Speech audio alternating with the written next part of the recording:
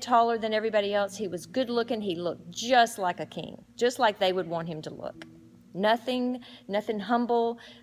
He was just exactly what they would want. But he picked him for failure. Yes. I realized that as I was reading. I thought, this whole time, he knew he was never going to succeed because he meant for him not to succeed as punishment. Yeah, to the people. Uh-huh. Yeah, he'll give you what you ask for, Yeah. and then you have to pay the consequences of what you asked for. So he was, so every decision he made was based on keeping the favor of the people and protecting his own honor.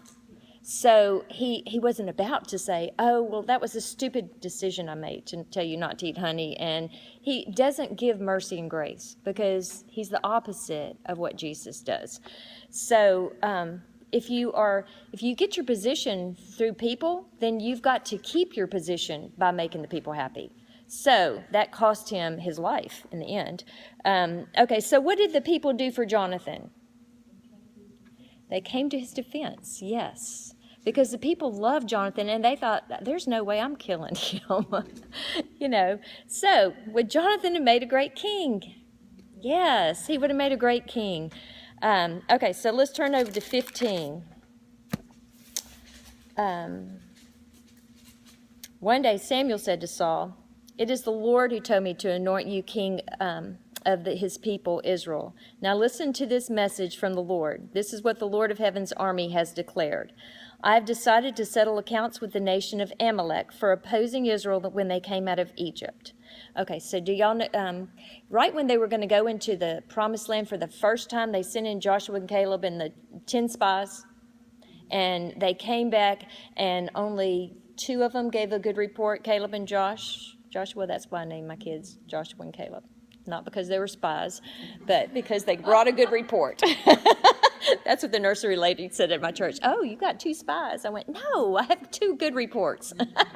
So they came back and brought a good report and said, we can go into the promised land, and everybody else, because they only saw the good, that everything God said about that land was right. It was a land of milk and honey, big old grapes, just beautiful land. And all the other 8 could see was the giants in the land. And so they said, we can't go up against them. We're too, but Joshua and Caleb said, yes, we can take it. Come on, we can take it. We have the Lord with us. He wouldn't have given us this land if he didn't mean for us to take it. So when God got very upset with them, and he said, okay, because you spoke against me and you wouldn't believe me, then I'm sentencing you to 40 years in the wilderness, and you're all going to die. And then they changed their tune. They went, oh, wait, we didn't mean that. Hold on. we're ready to go now. And so they went on their own accord, even though Moses wasn't with them, and the Amalekites were there to crush them.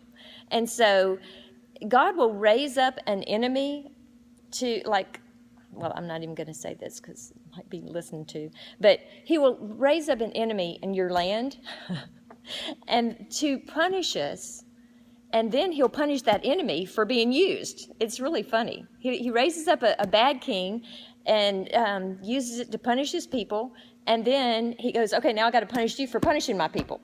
So it's like he gets to have retribution on everybody. But anyway, did that come out really crazy? Those people that the Lord raised up, they were going to punish everything anyway. Yes, they were bad. They were bad people. Yes. A good excuse to use them. Yeah. And he uses them. Yes. But he's punishing them for their badness. Right. Absolutely. And it kind of the shoe on the other foot. Remember when Balaam was, they hired Balaam to curse Israel? It wasn't the Amalekites, but it was one of those. We'll say Philistines, but it wasn't the Philistines. I just read it today. Can't remember who it was. Moabites and the Amalekites, whatever. Anyway, it was an ite. One of those ites was They hired Balaam, who was a sorcerer. said, even though he was a prophet, he was a sorcerer. He was a false prophet. That's why his donkey spoke, and it didn't even faze him. He had all kind of things speak. He was a sorcerer. And so they hired him knowing that he was a sorcerer, knowing that whatever he said happened. If he told this pen to float, it would float. They knew that he had that kind of power. But it's a great lesson in spiritualness, because he said, I can only say what God says. So every demon is subject to God. He can only do what God allows him to do. So he goes, well, okay, I'll come and I'll try, but I can only do what God lets me do. And so I'm just telling you that from the get-go. I know my order of rank, and I have a lot of power, but I get mine from the wrong side, from the dark side, but I'm still under God's authority.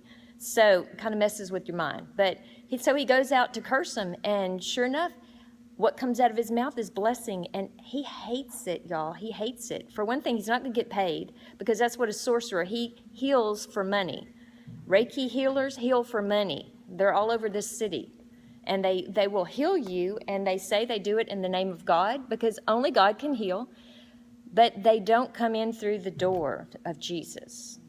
Remember, Jesus gave that parable that there's a sheep gate, and that if you pass through the door, that you know his voice, and the shepherd stands at the door. But there are thieves and robbers who come over the fence. It's like anybody can get into the spiritual realm, but we choose to go through Jesus.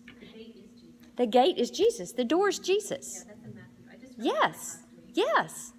But people can get into so that's why we have sorcerers. That's why we have David Blaine's. That's why we have people that, are New Age people. They have power. They got into that sheep gate. They got into the spiritual realm, but they didn't come through the door of Jesus. So, but they're still under God's authority. They can only do what God can allow them to do. So, but the way Balaam got back at the people, because he couldn't curse them, eventually, if you keep studying Balaam, he infiltrated their tribe, and he got them into idolatry. And so there is nothing good said about Balaam. You can Google his name through the Bible, and nothing is good about Balaam. But that's how he had authority he can deceive. That's what the devil does. He deceives. I was just thinking too, when you were saying, that they have power to do these things, because there's a scripture in the New Testament where the people said, did we cast out devils in your name Yes. and all that? Yes. He said, depart from me, you workers of iniquity. I know you not. Right. So that's right. They can do all Absolutely. those things. Yes. And what we're going to talk about next week will really seal that deal. But okay, so where are we? I'm lost. Okay, so that's who the Amalekites are, and we are. So now go and completely destroy the entire Amalekite nation: men, women, children, babies, cattle, sheep, goats, camels, and donkeys. It says in the King James, it says infants and nursing children. That just hurts your heart. It just, yeah. Right, because it is a picture of, if you cast out a principality out of somebody, you got to get all the children, you got to get all the little things that come along with it, or that thing is going to rise back up. And Saul, of all people, lays the king alive. And the king is the principality. He's the one that's, it's like, okay, we'll get rid of all these habits, but we're not going to go for the root cause. If the root cause is fear, and you're just dealing with a few little offsprings of it, you haven't dealt with the root. So you've got to figure out what the root is that brings on all the habits that you see in your life or in whoever's life you're dealing with. So what did you look up Amal in the Strong's, or did anybody figure out what that meant? Where are you at? Okay, let's see.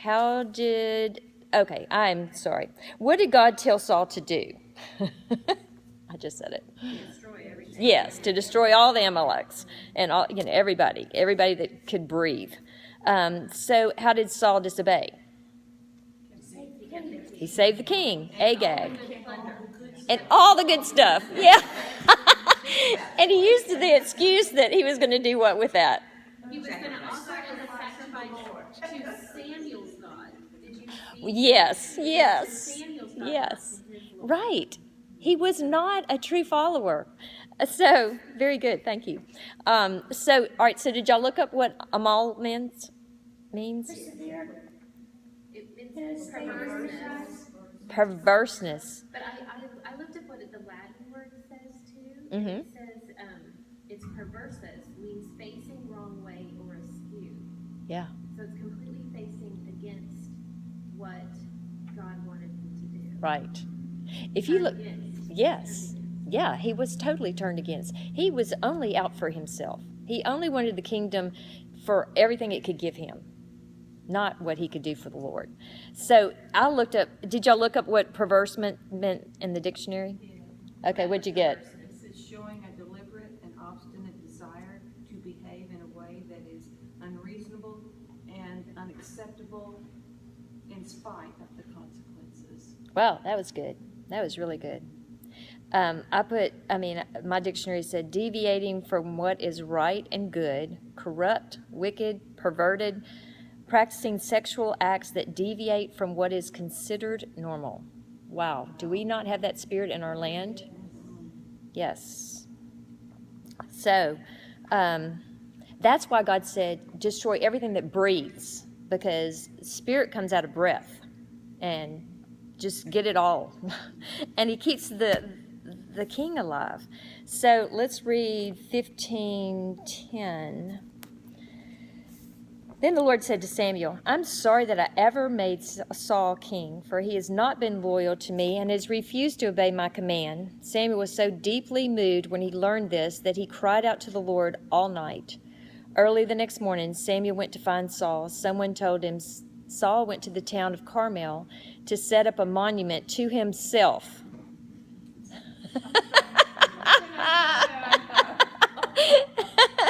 Then, it just gets worse and worse. He just keeps showing who he really is. And then he went on to Gilgal. When Samuel finally found him, Saul greeted him cheerfully. May the Lord bless you, he said. I have carried out the Lord's command. He hadn't done one thing the Lord told him to do. I'm like, okay. Right, yes. Then what is all the bleating of sheep and goats and the lowing of cattle I hear? Samuel demanded. It's true that the army spared the best of the goats and the sheep and the cattle, Saul admitted, but they're going to sacrifice them to the Lord your God. I wonder if he just thought about that right that moment. I thought He that drew, light went on, I'm in trouble. yeah, draw this out, and maybe he thought, Yeah. right. Okay. We've destroyed everything else. Well, he forgot to say about the king. I mean, this poor man. Then Samuel said to Saul, stop. Listen to what the Lord told me last night. Because a prophet knows what you did even in secret. So Saul told him, although you may think little of yourself, are you not the leader of the tribes of Israel? And that was his principality. He hated himself.